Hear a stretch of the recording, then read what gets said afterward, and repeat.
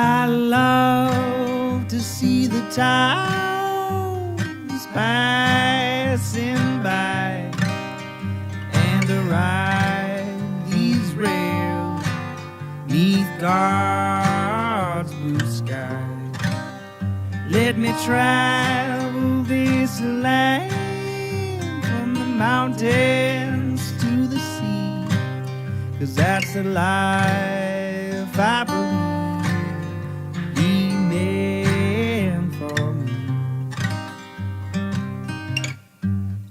And when I'm gone and at my grave you stand, say God called home your rambling man.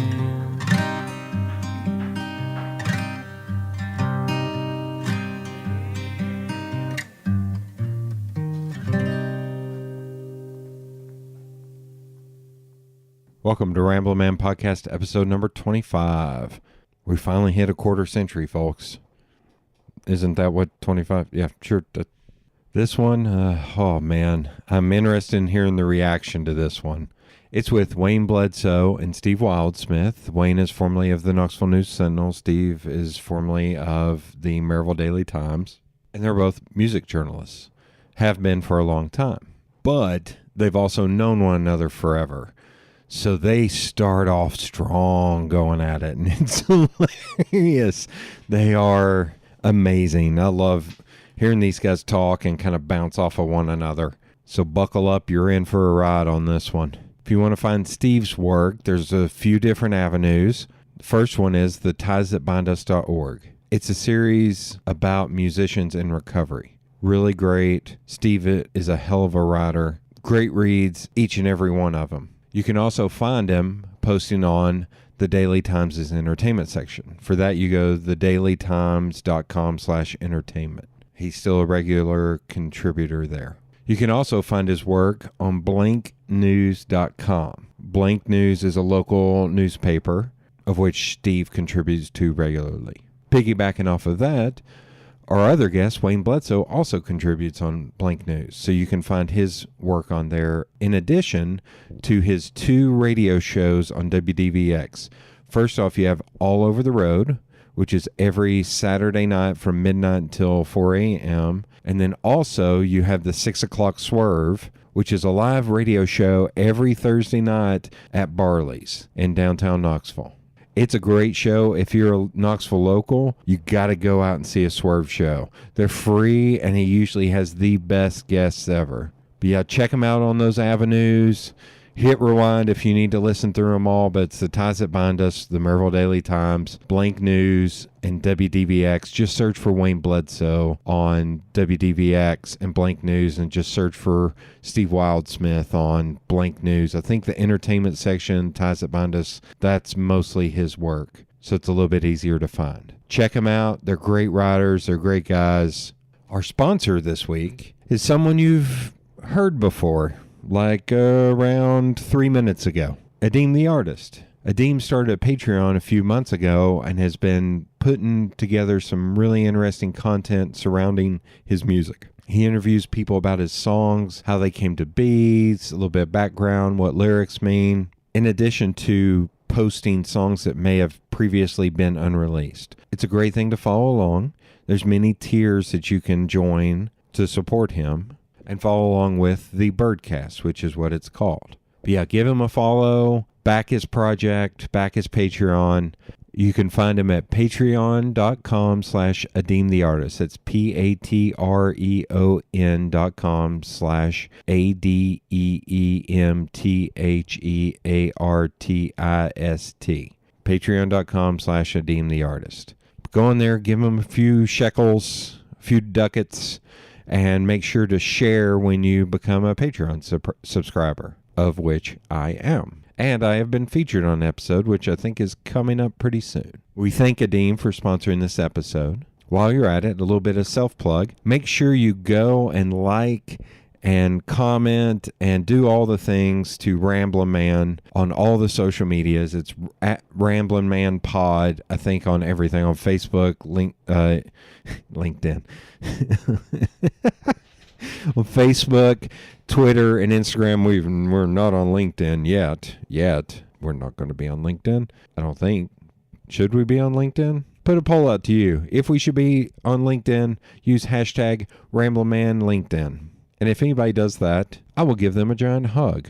I don't know if that's a threat or a promise. Take it however you will. Follow along on all those. Make sure when we post to like and comment.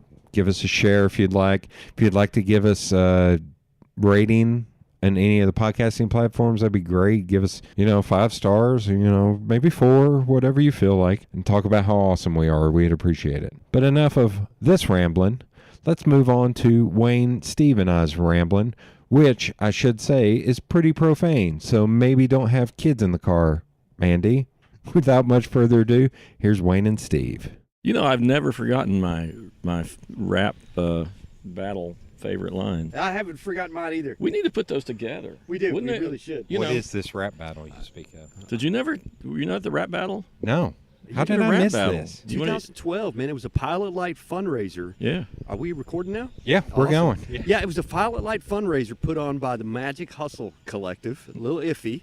Yep. Oh, okay. Okay. And they did little mini sets, and then they would bring Wayne and I up on stage to battle rap with each other. Yeah. Oh, my God. And I don't remember all of the lines that I came up with, but I do remember my favorite, and I think I will recite it for us right now. Oh, I go think ahead. it says, his clothes are musty, his rhymes are rusty, he's Knoxville's answer to Jerry Sandusky. Yeah.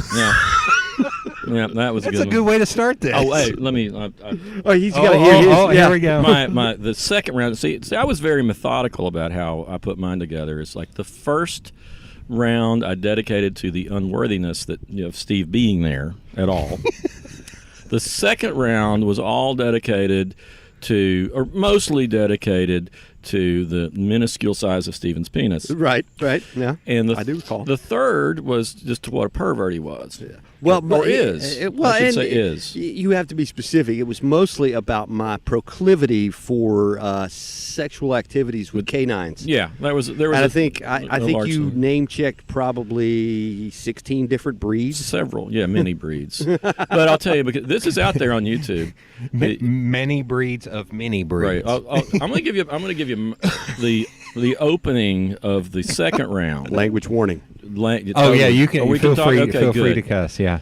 Steve Wildsmith is wanted in 27 states because he goes to schoolyards every time he masturbates. But the kids start cracking when Steve starts whacking because they see that thing he's packing and they know how much he's lacking. That one wasn't my favorite, though. My favorite was the hood. Oh no! Oh, listen. Oh, my God. This was the coup de grace. I think this is what put him over This the top. is what Wayne won the won battle. the rap battle. Yeah. All Okay. because of this. They called him bad motherfucker way back in the hood because he really fucked his mother and he wasn't any good. Needless to God. say, We have to edit I'm that glad one our out. employers were not in the audience that night. No, but it was packed. Oh, it was. I think How did I to the miss street. this? what I remember is at the end of the night, after everybody had cleared out, Jason Boardman was sitting at the bar at the Pilot Light, holding his head in his hands. And I said, "Are you all right?" He goes, "I can't believe this. I can't. This was amazing. I mean, I think they raised like $1,600, something like that. I think it was more than that. it was a lot of money I for the think they Pilot raised Light. over For the Pilot Light. Yeah, it was $2,000. okay. But I just remember Jason was sitting there with his head in his hands, just awestruck, because I'm pretty sure he thought when Will pitched it that Wayne and Steve rap battling would probably be the whitest, lamest thing ever. It was mighty white. It was mighty white, and it was wasn't mighty lame. Oh, it wasn't lame. Well, it was I fun. mean, it was, that's one of the most proud things that I'm prouder of that than just about anything was the litany of filth delivered on your head and receiving the litany of filth back. I think, God. and I think I got way too esoteric at the end because I kind of crafted my rap narrative as a of mice and men story where I shot Wayne in the back of the head. You brought it back around. Well, see, that was the thing is all of a sudden it was like he was getting sweet. He was like getting nice. And everybody's going, what? He's getting nice because I had just delivered, the coup de grace. And then all of a sudden, then he turns it around to shoot me in the back of the head. So I mean, it brought it back. It was either too far or too esoteric. I'm not sure, but either way, Wayne came away with the rap battle medallion given out by Lil Iffy and a sweet, not just a regular beer hat from Larry, but from it was a tall. It was like it was a stovepipe hat. Hat made for a king. Yeah. Oh yeah. It was. Yeah, Larry hooked him up. He had made that especially for whoever was going to win. Yeah. And there's a picture floating around out there with Wayne with his medallion and his hat. Totally drunk. Yeah. Yeah.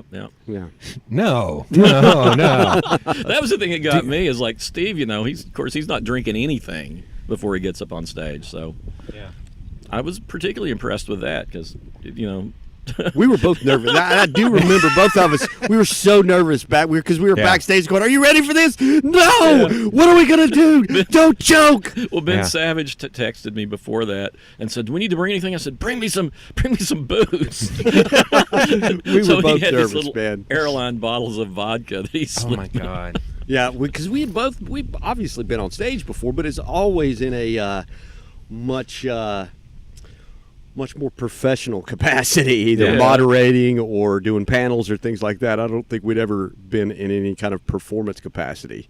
Not like that, for sure. I mean, I was for the final show of Evil Twin. Russ got me up on stage to sing "I Want to Be Your Dog" with him, and we both did that. That was the two doors down. Yeah, the Melungeons show. We got up on stage and did "I Want to Be Your Dog" with the Melungeons. Russ Harper got us both up there. So that Wayne and I have shared the stage a couple of different times. We have. Look at that. Mm-hmm. Do you hold it over his head that you won that night? Oh, yeah. Time. All the time. I like how there's not hesitation. Like, hell course yeah, I do. dude. Hell, that's on my resume too. Yeah, that's on your LinkedIn. That's on my, It is. And I keep saying I want a rematch. I've been saying it for 6 years now, and we haven't put anything together. Well, I don't know that I can. I mean, because I really consider that really the peak of the filth that I could come up with. Mm-hmm. I don't know that I could ever come up with anything that dirty and funny again. More. You're gonna have to do more for me to write about it.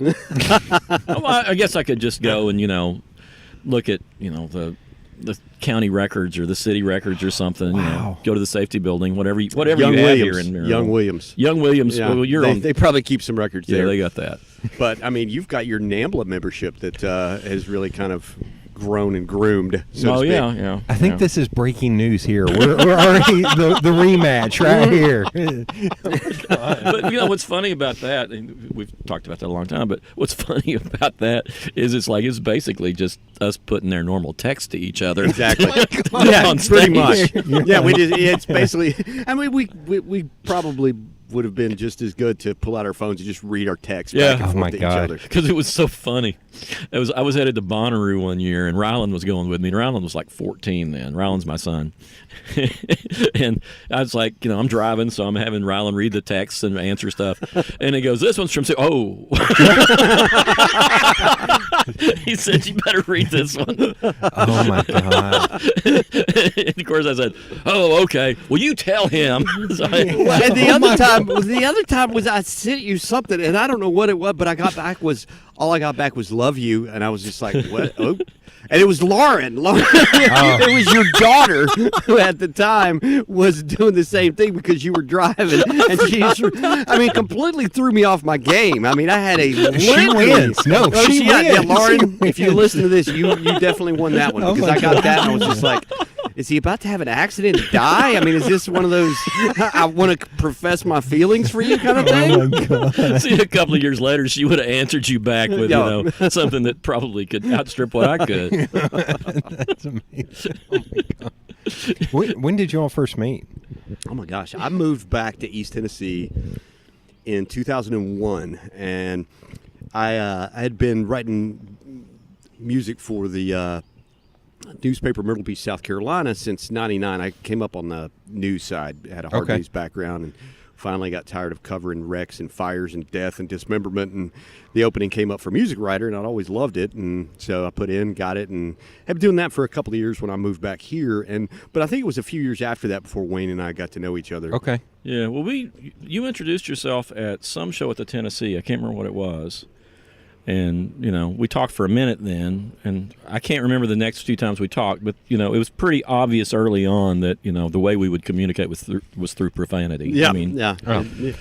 You just meet one of those people sometimes who you're Yeah. just completely at ease with, and it was that way from the beginning with Wayne. I mean, I'd always respected him as a music writer, and even today, I mean, hell, you get talking about music, and within 5 minutes, I'm lost with this dude's that's not depth of true. knowledge. It just blows me away. Well, people think that. But it's like, I know this really obscure stuff. Yeah. But there's a lot of stuff. I mean, that's the thing is, like, people would always want to talk to me about, this thing that's on, the radio or whatever. And it's like, I only listen to that if I have to listen to Yeah. it, a lot of it. So the second round, when I was at the Sentinel, where I sat, Wayne would pass my desk every day, Yeah. usually twice a day. And every once in a while, I'd be like, have you heard this band? He's like, no. I think even not Run the Jewels, but there's somebody else. I was like, Vince Staples, maybe. I was like, Yeah. have you heard Vince Staples? He's like, no. I was like, all right, go listen to this. Yeah. Well, see, that's the thing is Yeah. like, but that's the thing is like, that's where I hear the best music is people, Yeah. turning me on to it and talking to me about it, rather than I don't listen to pop radio. And, Yeah. I don't Yeah. get into Yeah. all these other things. It's like I'm doing other stuff. Yeah. Yeah. And now that I'm not, writing about music every day, it's not. I don't have to keep up with what's popular as much. Exactly, yeah. It amazes me that, I'd left the Daily Times in the middle of March, and, within the span of a month, I went to Rhythm and Blooms just like a few weeks later, and there were already several local bands there on the bill that I had heard of, but I didn't Yeah. know anything about them, just Yeah. because Yeah. this scene is just such a vibrant place, man, and Yeah. these bands are just up and coming, like Art Smashes Records. I saw a couple of They were good. songs. Yeah. They were really good, man. Yeah. I mean, I was just like, I don't know anybody in this band, but these guys are pretty damn good. Yeah. Well, see, that's the thing I'm much more interested in now anyway, is local music and, Yeah. trying to get local music heard. I mean, that's sort of been the thing I've been trying to do the entire time I was at the Sentinel. Yeah. I mean, it's like, when I was a kid, like, I'd spend all my money on vinyl albums. Yeah. And you're like, listen to this, and you're making mixtapes for people. Listen to this, and then then you get in a position where it's like you're in the paper and say, listen to this. Pretty much, yeah. That's exactly what it is. Yeah. It's basically trying to share with people the things that we find are cool. Yeah. And, telling them. And my whole philosophy has always been, I don't want to be the kind of critic who tells you what's bad or what I hate. Why would I want to, waste the, column inches or waste the time of a reader trying to convince them not to buy something or not to check something Right. out. I just ignore it and move on because I would much rather tell them about some of the, just awesomely cool things, especially going on in this scene that I feel like they should check out. Yeah. Well, that's Right. the way. That was my philosophy for the most part too. But I'll tell you, I mean, the thing about giving bad reviews, it's entertainment. People read that for Right. entertainment. They Right. don't read it because they're actually, I might check this out or I might not. How easy is it to give Michael Bolton a bad review? Yeah. And and be funny. And I did that. The first couple of years I was writing reviews, I would do stuff like that, and I go back and I just wish I could take them all back because it's Yeah. just stupid Yeah. to do And that. I did that a time or two. I did that with Luke Bryan, actually, when he came out to Oh, you did a great one on Luke Bryan. I remember that one. That one, I should have cut that one out and put it on my wall. I remember that. I did one with Toby Keith that was like that. And Did you ever interview Toby Keith? oh yeah, Yeah? What was a he couple like? times. He's all right. Yeah. I mean, and it says something that he talked to me after that review that I wrote, because I said that everybody talks about how bad country music is, and they never give examples. And I said, Toby Keith is the perfect example of everything bad with country music. Wow. Did he bring up the review in y'all's He conversation? did not. He Maybe did his not. publicist hid it from him. Maybe. Yeah. I got death threats over that review. Really? Oh, yeah. See, He I loves mean, America. I mean, I don't know what the hell y'all talking about. Yeah. that's just another feather in this guy's cap. I never got a death threat. I mean, I Yeah. got called, a commie pinko and all kinds of other stuff, but Yeah. But Yeah. those are just what Wayne says. yeah, that's Yeah. just, Oh, heck, I've told you a lot worse than that. Yeah, exactly. That's Jeez, mild. that's- That's a compliment. That's wake up first thing in the morning kind of, Oh, I can't think very well. Okay, commie pinkos. Yeah. I guess that's the best thing I can do before a cup of coffee. Right, Yeah, right. Just call me Pinko. Yeah. Oh, my No, I got death threats on that one. And I did a story on a fellow. Some of the weirdest things that I've done is expose people who pretended to be people that they weren't. Yeah. Okay. And we had a fellow here in town who pretended to be Dave Loggins. Really? Dave Loggins, who wrote "Please Come to Boston," Yeah. or had the hit with that. But he also wrote like all these huge country hits, and he's from Kingsport. But we had this guy, I can't remember what his name was now, but he was in a wheelchair, and he would tell people he was Dave Loggins, and he convinced this whole group of people that he was Dave Loggins. And they would call me up and say, hey, he can't really talk about it, but we've got Dave Loggins in the band. And I said, bet you don't. Yeah. So I called Dave Loggins and left a message The on his real Dave Loggins. Yeah. Yeah, And I'd okay. interviewed him before, and I left a message on his answer machine. I didn't hear from him for 2 years. Wow. Okay. And then he called me back one day, left a message on my answering machine, said, Wayne, this is Dave Loggins. I wondered if you could meet me in Gatlinburg this Friday. We need to get this out that this guy has been pretending to be me. And he was going to this karaoke bar, which is where this guy would hang out, and this is where all these people knew him as Dave Loggins, and he was going to prove definitely that this guy was not Dave Loggins. So I went and did an interview with Dave and sat and watched Dave Loggins sing karaoke to a crowd at the karaoke bar to prove that he was who he was. Oh, my God. That's amazing. But one of that guy's friends called me up. Or he was sending me The messages. fake Dave Loggins friend. The fake Dave Loggins Okay. friends Yeah. was like sending me death threats because I'd exposed him. That's awesome. It was crazy. I've had 3 instances where people have pretended to be somebody that they weren't. That was the best one. That ran on the cover of the Tennessean. That's awesome. Oh, God. Yeah. Okay. Yeah, that was like one of the best moments of all time. That's it's like it was fantastic. totally surreal. That's now you're making me think of stuff. Have either one of you had any other stories kind of blow up or get huge coverage or anything? I don't necessarily know that it really got huge coverage, but I got a call out of the blue. This was about maybe 3 or 4 years ago from People magazine that Kelly Clarkson had gotten married up at Blackberry Farm, the exclusive resort up in Walland, and they wanted to know if I could confirm it. And I was like, well, not exactly something that the publicist puts out. Well, apparently what had happened was the chef up there had a sister that put it out on Twitter. Well, paparazzi was jumping all over it. So they were like, we want to hire you for the day to send you up there. And I was like, you realize this is not the Motel 6. It's not. Yeah. I can't go knocking door to door at Blackberry Farm. I can't. Oh, my it's not like I God. can slip the maid a 20. And they're like, well, how about we get you a room up there for the night? Oh, I was hell. like, hell yeah. I was like, first of all, let me call my wife and tell her. But yes, absolutely. You do realize how much those rooms cost. Well, that's fine. We really want this story. So I was all set. My wife was excited. We were going to the Blackberry Farm for the night. And then she called and said, yeah, her publicist just called us and confirmed it. And I was, damn it. Yeah, there's some friends of mine and I, they had a wine tasting at their house, just a pop-up one. Mm-hmm. And so they were talking to me, and the guy that came in, he's from France. He has his own winery outside of Napa.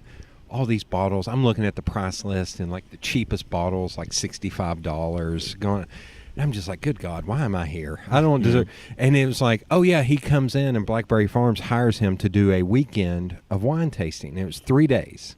So to go to the wine tasting at Blackberry Farm, it was just for that ticket was $25,000. Right. Whoa. Then to rent the room for 3 days was $25,000. I think it was even maybe per person because he was. Oh yeah, the tickets were per person. Because he was like, so my wife, me, the room would have been $75,000 for us to go for those 3 days. He's like, or I can just call the guy and he'll show up to my house and I'll buy a few cases of wine off of him. And he's good. And the guy was super nice. He was like, yeah, this is great. Try all the wine you want. And then he soloed me out of the crowd. He's like, what do you know about bourbon in this area? It's like, how? Okay. Sure, I'll talk bourbon. It's like, well, we're in Tennessee, not Kentucky, you damn French dude. Yeah. I was like, whiskey, and I started telling him about stuff. He's like, what about craft beer here? And I was like, okay, go to the... I was like, how did you pick me out of this crowd? That I look like I know... You do look like, plus they can spot you from a little far away. So, Yeah, I think it was everybody else had their shirt tucked in. And it was just like... they're just like, I'm he's sitting the there alcoholic. yeah. This is the... Or he can hold his alcohol. Yeah, there you go, that. I have sat and drank an entire bottle of whiskey or bourbon in about 2 hours and just been Really? like, I can drive home. Like, Wow. I'm a freak. I joke. This is not a very good joke. Maybe I should cut this out. But I was like, I'm either awesome or an alcoholic. I think it's just I'm a big dude and I've drank enough where I can take.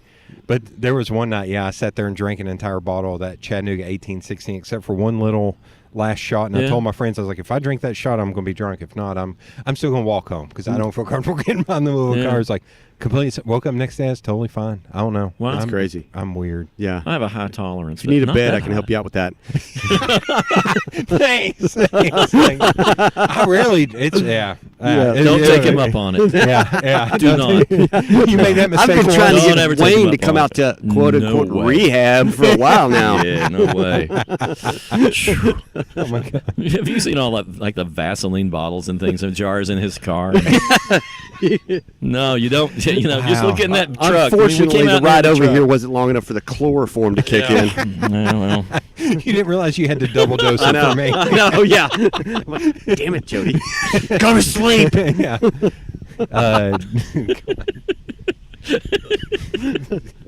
So have you had any? Like I was on the cover of the This Tennessee. podcast sponsored by the Mouse's Ear. I can't think. Too bad the catch is close. It actually probably would sponsor this podcast. I was on the wire service, so Scripps Tower wire service. So I had like stories. I mean, it's what's funny is like the story of how I actually became a writer. Okay. Is of course I don't have a degree. And I've been writing for free, and I wrote a bunch of stuff for the Sentinel, and nobody else was covering country music, nobody else was covering jazz. So I went into the managing editor, and I said, well, I've been writing a bunch of stuff, because I was a copy clerk back then I was just a copy clerk. And I said, I've been writing a bunch of stuff, is there any chance if I go back and get my degree that you'll hire me as a writer? And the managing editor at the time said, oh, no, we only hire from larger newspapers. And first I'm thinking, well, why the hell would anybody come from a larger newspaper to come to the Sentinel? And, he just basically blew me off, so I quit writing. So about 6 months later, he was gone because he didn't get the editor job he thought he was going to get. And they put in Harry Moscos, who was great, and I became a graphic artist. And then after that, we had the new managing editor was Burl Schwartz. And Burl Schwartz asked me if, why I wasn't writing anything. And I told him the situation. He said, well, you should put in for the next writing job. And what it turned out was when I was being told that, that I wasn't a good enough writer, I had stories in the Chicago Tribune. Oh my god! Because Burl Schwartz was the wire editor in Washington D.C. and he had been having the typist type my stories in and sending them out around the country. So I had stories all over the country and didn't know it. Good Lord! So it's like I became, he got there, he got to the paper and saw I was a copy clerk and was like, what the hell? Yeah, That's awesome. So we're still going to pay you, copy clerk. No, yeah, but yeah, so. I mean, I don't remember any story blowing up, but it was like that was the biggest revelation to me is like, oh, hell. Yeah. And then people started sending me clips of things. So, I've got. Too bad you couldn't find that old guy and send him a copy of the Chicago. Oh, I could have found him. And been like, this is a bigger paper. Now I'm going to come and write here. I could have found him. I mean, it was actually, he liked me, but he ended it with, and you're very talented, so you should really probably go, find another job someplace else where, your work can be better utilized. And it's like, my God. Yeah, but yeah, that's how I became a writer is the guy, the wire editor in Washington had been sending my stuff out. That's amazing. Yeah. How did you book, Steve? It was just something I always knew was something I wanted to do. As far back as I could remember, I was one of those people who, knew I wanted to do it out of high school, majored in English and journalism, and got my first newspaper job the summer I graduated, summer '93. So, I just went straight into it, man. It just, never. And you said you started in news. You didn't start in music, right. I correct? started off on the news side, working for $260 a week at the Southern God. Standard newspaper in McMinnville, Tennessee, a.k.a. the nexus of all that is freakish and evil, as my old roommate used to describe that place. It's a highly appropriate place for you to have started your Well, job. it's absolutely. One of the first stories, the big stories when I got there, was a psychiatrist in town who was having affairs with multiple patients. And one patient was going to, expose him, tell his wife, tell the board, everything else. So he influenced another patient to blow up this woman's car. Unfortunately, the bomb didn't go off. Unfortunately for him, the bomb did not go off, and his plot was exposed. But that was kind of my first entry into covering news. It was a crazy town, man. There was, at the time, this was in the early 90s, and meth was just starting to make its way into Tennessee. Yeah. There were a lot of nurseries in Warren County where McMinnville's located, something like 2,000 nurseries. So a lot of the migrant workers at the time were bringing some of that up from Mexico. And we covered one of the first large meth-related crimes in the state of Tennessee. I cannot remember the guy's name, but I do remember that it was basically 6 buddies, and 4 of them turned on 2 of them. And they kept these 2 guys prisoner out of a trailer in rural Warren County and took turns torturing them, and then they would, bandage them up and feed them. And then they would torture them some more until finally they got tired and had smoked all their meth, and they made one choke the other to death in a bathtub, then let him go in the woods naked, hunted him down and shot him like a deer, rolled them both up in carpet, set them on fire, and threw them off the side of Hurricane Bridge up in Smithville. God. Yeah. Just another Saturday night. Yeah, just another Saturday night in the place of, all that is Lord. freakish and evil. Wow. Yeah. So, good times, McMinnville, man. Tennessee. After a while, I think I knew it was time to do something different. I think it was 97 or 98, and I had just come from covering a trial of a constable who drove an ice cream truck and was on trial for molesting 20 kids. So at that point, I was just like, I've got to wash this off somehow. I got to get out of news. I'm done. I'm over this. Man. So the music writing job came open in Myrtle Beach, and I said, please, can I write about rock and roll instead of child molesters and sit on a murdering beach? clinicians? Yeah. So Dang. Okay. Do you remember what the first album was you bought with your own money, maybe? Or wait, let's go first one you had, and then maybe the first one you bought with your own money. Do you remember? Oh, see, my mom was always giving me Elvis records. Okay. So I had tons of Elvis records. I remember my grandmother bringing home Meet the Beatles. Me and my sister had Meet the Beatles. The first one I bought with my own money was the Batman soundtrack. The Batman television show. Okay. Right. Because you're getting close to me. I was like, wait, no. No, we're not talking about Prince. We're talking about the Neil Hefti Orchestra. Okay. Which, if you remember the Batman thing, Oh, it's yeah. nothing but da-da-da-da-da-da-da Batman. Yeah. George Harrison took it for Taxman, probably. That's what they think. But then he just bought all the rights to the Batman stuff, and he's like, I'm fine now. Yeah. I'm not going to sue myself. But I was buying Elvis records when I was a little kid, and then I think the thing that kind of changed me, moved me over, is my older sister's boyfriend had Tommy, and I heard that. Oh God, okay. And I convinced her to buy the Tommy for me for Christmas. Okay. Nice. Do you remember? I remember my dad particularly had a stack of original Sun Records 45s. Oh, wow. Okay. And he grew up in Memphis, and my mom is from Northeast Mississippi, so they both loved Elvis. And I can remember as a kid, as a little kid, my mom telling me to turn the stereo down because I remember playing the Battle of New Orleans by Johnny Horton at top volume before I went to school one day. I think I was in the 2nd grade, and Mom telling me to turn that down.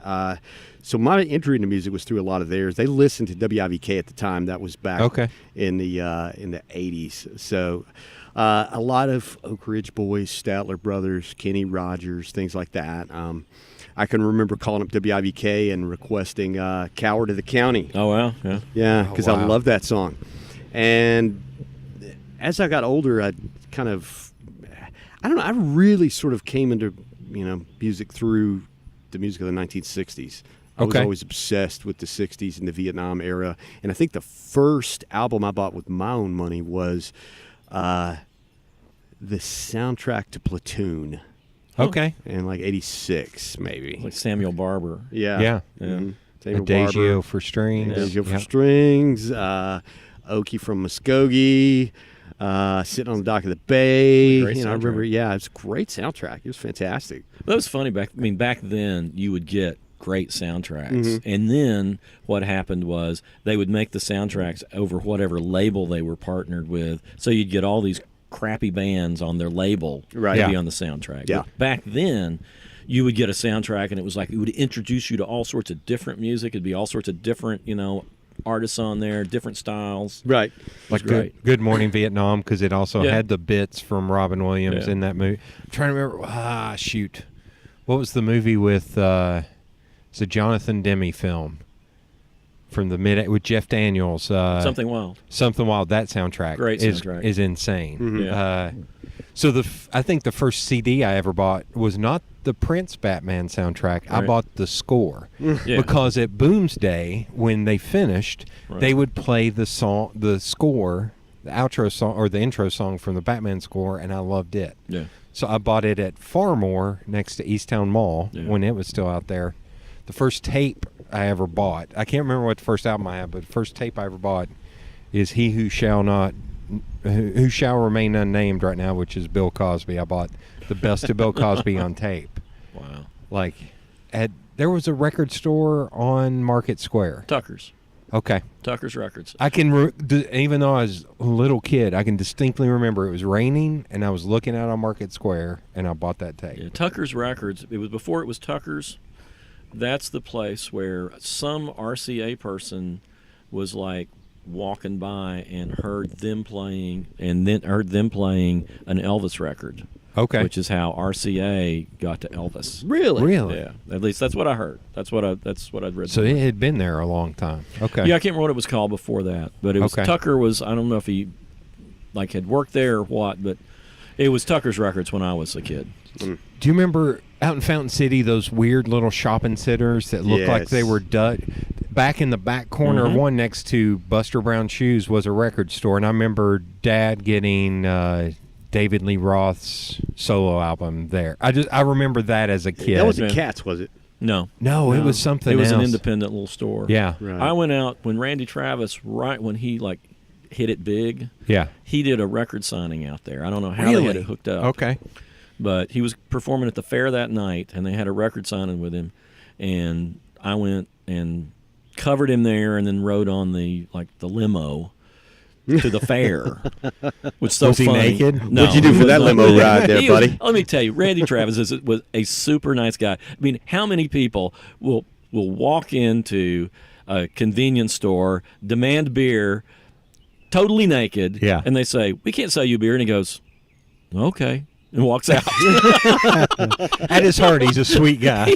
He's super nice, but it was like that was one of the coolest memories I have from working at the Sentinel is we went backstage and he's warming up Yeah. at the fair, or I guess it was on his bus backstage, back Yeah. behind it, and he's like warming up with "Always Get Lucky with You" by Merle Haggard, Oh, wow. and he's like, he said he always warms up with like Merle Haggard songs or something like that. And it was like super cool. We also had this photographer who was like a real pain in the ass. I hope he's not listening. Who would put the light meter? He put the light meter right up on Randy Travis's face, and I thought Randy was about to punch him Yeah. because he put it right on his face, and it's like, get this stuff. Yeah. What are you doing? Like we got this great moment here, and it's like they're fucking it up. Oh, my God. That's awesome. But Randy Travis he's every time I interviewed him, he's super super nice. That's We talked about fantastic. he'd go buy his drugs on horseback, because the horse knew the way home. Randy Travis? Yeah, when he was a teenager, he was my God. messed up, and that's the thing is he came back to having problems, but yeah, as a teenager, he was. He I had didn't all- know any of that. Oh God, Yeah. he was always clean cut because Well, he cleaned up. Yeah, through my grandmother's eyes, seeing because she listened to IBK Oh yeah. Oh, relentlessly. yeah, he was great. But yeah, Yeah. he was a real druggie back when he was a teenager. Huh. Okay. Yeah. And going with that, is there a musician that you think that overall has a bad rap, but they're actually really nice or really cool? Or there's so many that it would be hard to name, or they're... Well, the thing is, I've always felt like my real talent in what Yeah. I did for all those years was drawing people out that were difficult. And, I really, there's a few actors that I had problems with, but nearly everybody else that had a bad reputation. Billy Corgan, I got along great with Billy I had a Corgan. great interview with Billy. Yeah. Yeah. Okay. And I think a lot of it, and I think you probably would agree, Steve, is they deal with so many idiots. They do. They Yeah. deal with God. people who ask them stupid questions.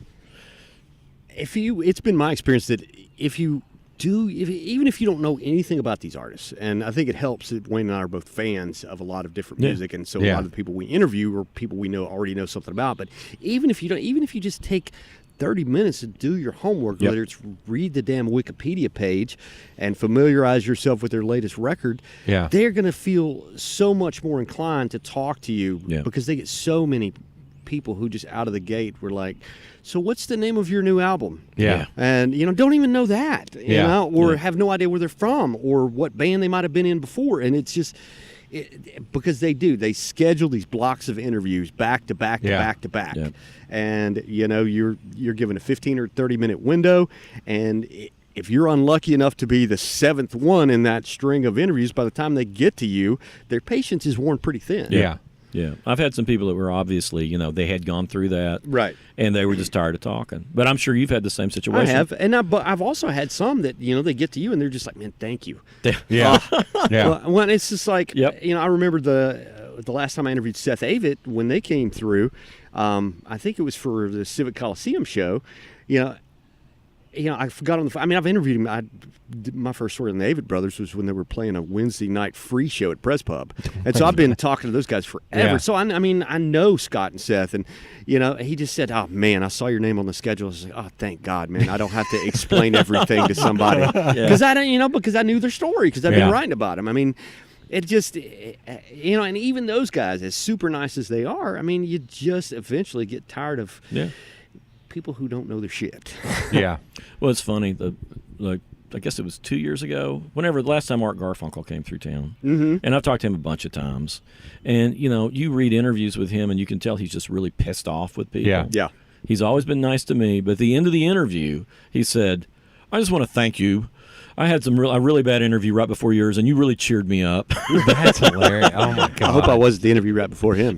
No, you weren't. I don't know who No. it was. But I had a great interview with him too. It was Yeah. just because it's just one of those things that my interview style is such that I might have the first question in mind when I talk to somebody, and I might have a couple of bullet points that I want to hit on, Yeah. but I don't go into it with any preconceived list Yeah. of questions because I'm afraid if I do that, I'm going to be so focused on asking the next question Yeah. that Yeah. I'm not listening Paying to the attention. answer.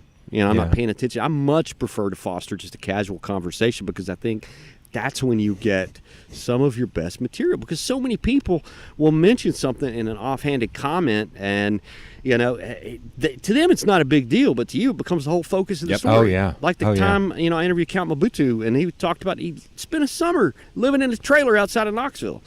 Really? It's just, it was just one of those things he happened to casually mention. I was like, whoa, back up, man. He was talking about, that summer he spent in Knoxville, and it was just an obscure Knoxville connection. And I think that's the other thing that I try to do, and I think Wayne has always tried to do too, is, talk to me a little bit about your past association with the history of with the city. And, Right. and a lot of times it might be nothing because a lot of times they can't remember anything because they go through so many cities. But if you always ask that, sooner or later you're going to get, like the time I interviewed P-Lander Z, and they got attacked by a swarm of bees in Knoxville.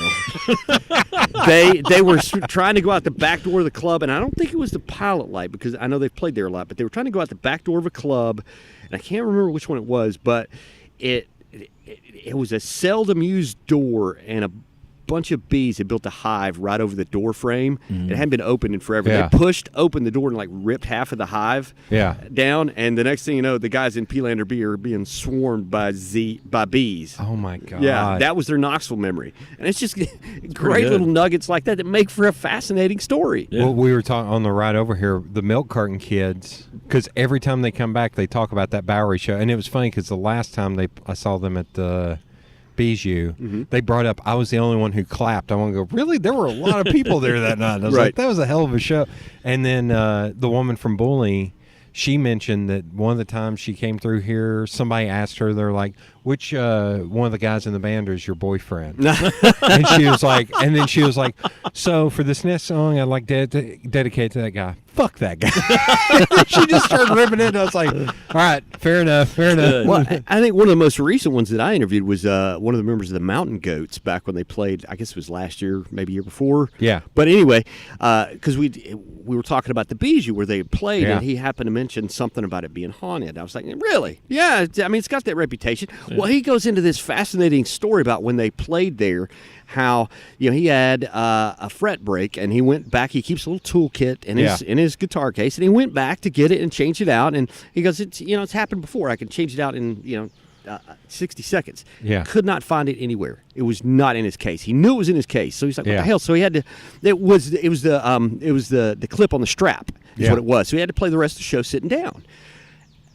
Gets to the next town, goes out, buys what the parts he needs to fix it, gets back, opens it up, and there's his toolkit sitting right my on top. God. And he gets home and he tells his wife that. His wife's like, you need to say something right now and apologize to those spirits because you angered them.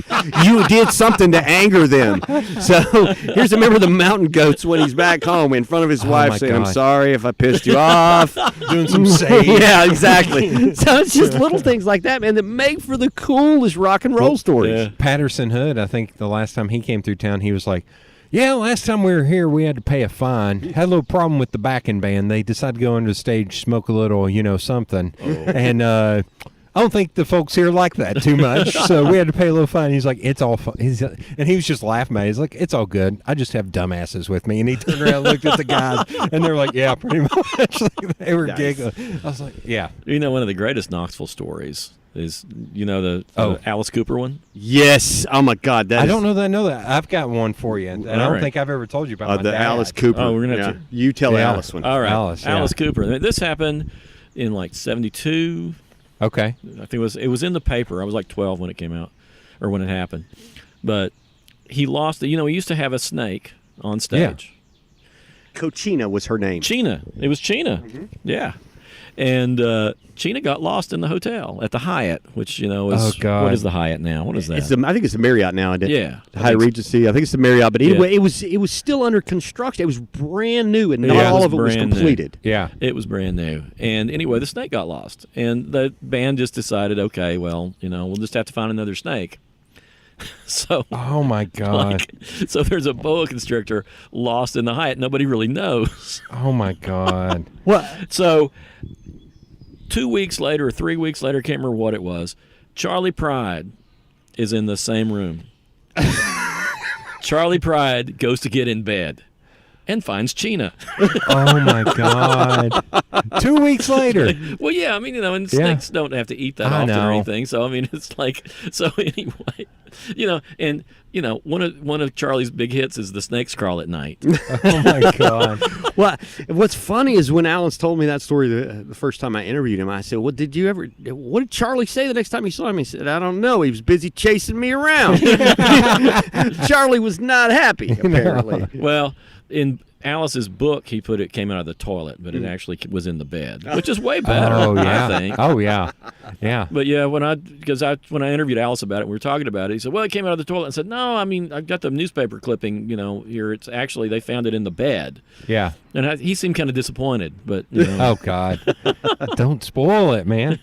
So Dad has two big ones. There used to be, what was it called, the Black Poodle or something on Central. I think there was a Black Poodle on Central. Yeah, that bar. Yeah. So Dad and them, because they were regulars, they got to go in the back door. They would just park around back and go in the back door.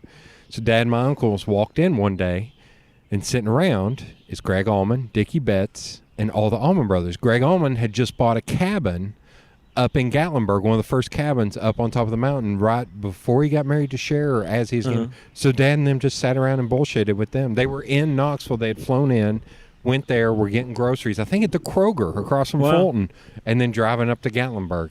And he was like, yeah, he's like, we walked in, it's like, shit, that's Greg Allman. Shit, that's Dickie Bed.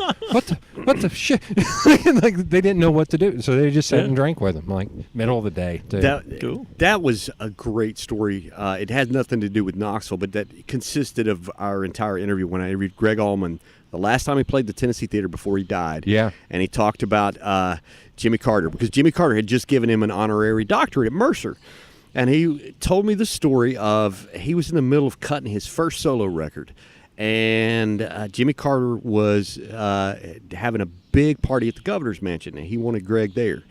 And so he said, we kept playing, we kept cutting, and finally I looked at the clock and I was like, boys, we got to go. He said, we pulled up to the gates of the governor's mansion and told the security guard we're there for the party. And the security guard pointed to a car going down the other side, said, see that? That's the last guest. You missed it.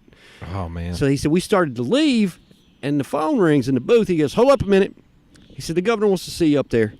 So he said, we pull up, and here's this guy standing on the front porch of the governor's mansion in nothing but a pair of jeans with holes ripped all in them. And I thought, who is this, the yard boy? And it was Jimmy Carter.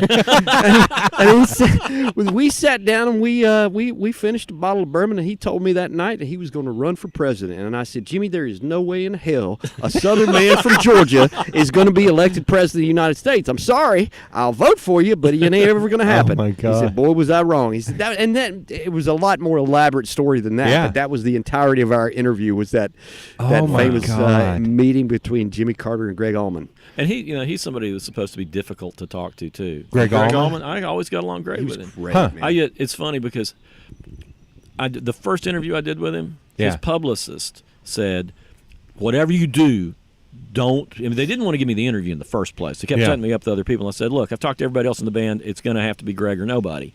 So they set it up, and they said, do not ask about Cher, whatever you do. And I'd never thought about asking about Cher, But now it's a challenge. Yeah. So near the end of the interview, I said, well, Lyle Lovett is in a position that you were in not too awful long ago. I said, he's married an actress. He's married somebody, that's a different type of celebrity. Yeah. I said, what kind of advice would you give Lyle Lovett? Yeah. And he was like super nice. And he said, well, when I was married to Cher, Yeah. he said that we were in our bedroom talking about going to see a movie. Yeah.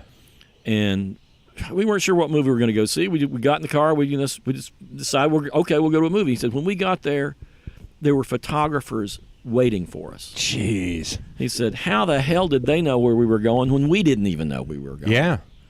But, you get a great story because, Yeah. Right. The other dad story was when Buster Muggs was still where Calhoun's is now.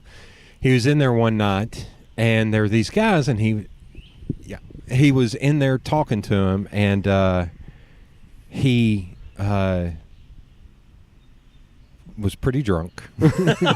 I know, Pretty big drunk. shocker. He was pretty drunk, and he thought it was the Four Tops because they were in town, and they were just buying him drinks, and they were going nuts, and everything was going on, and he came home that night. Next day, he was telling my uncles and all their friends they were going to see the Four Tops that night. He was like, I swear to God, I was drinking with the Four Tops last night. And they were like, you're full of shit, yada, yada, yada, yada. Walking back into Buster Muggs to pregame before they went to the show at the Coliseum. Walk up, door opens. Who walks out? The Four Tops. And the first thing they do is go, Rock! Are you okay? We left you in a bad place last night. That's Are awesome. you okay? And everybody else just like, And he's like, yeah, I'm fine. He's like, I'm, yeah. And they left. He got to meet him after the show. They all signed the poster. cool. Like, it's so fun. But he was like, could not time that more perfectly. That was fantastic. Oh, man. Let's see. There's that. Is there anybody that you all would freak out about if you ever got to meet? Like, y'all have met a lot of people, but is there anybody you would?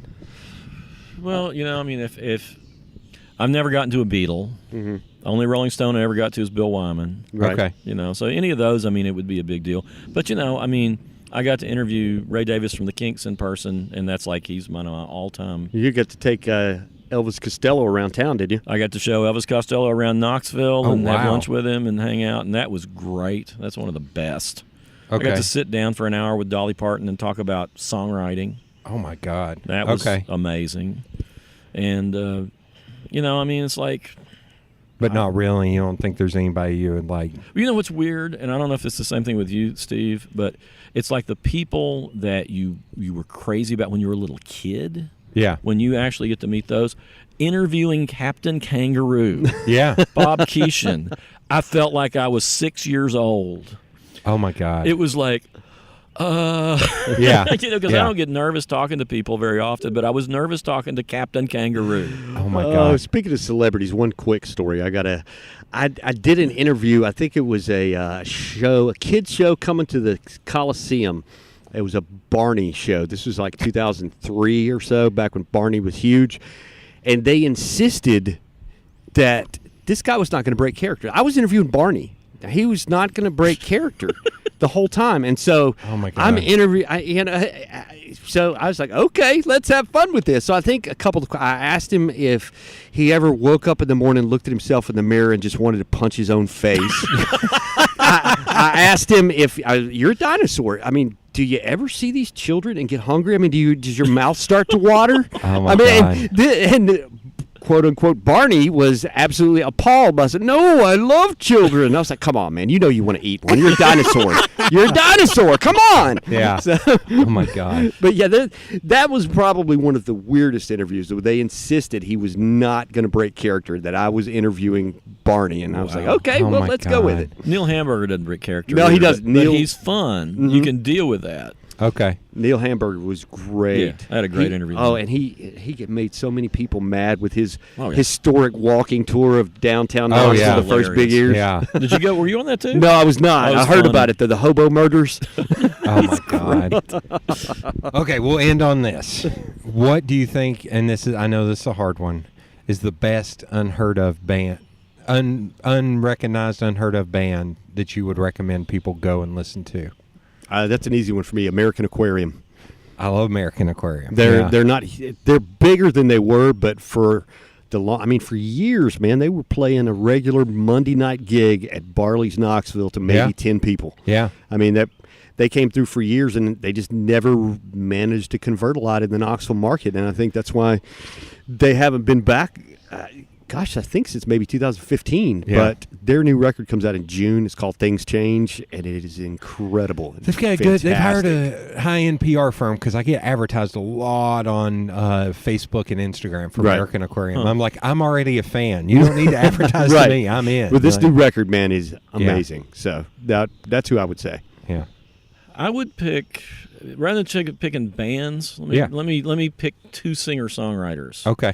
One is our own from Knoxville, Kevin Abernathy, who I think is one of Yeah. the best songwriters in the country. Amazing, man. And people should be, that's the thing is what I tell people that I talk with that are, writing songs locally. Yeah. It's like, you need to study this guy's songs Yeah. because he can write a little couplet. He can turn a Yeah. phrase like nobody else around here. Yeah. And I mean, we've got great songwriters Oh, here yeah. in town. We got R.B. Morris and, Mick Harris, and we got all sorts of good people.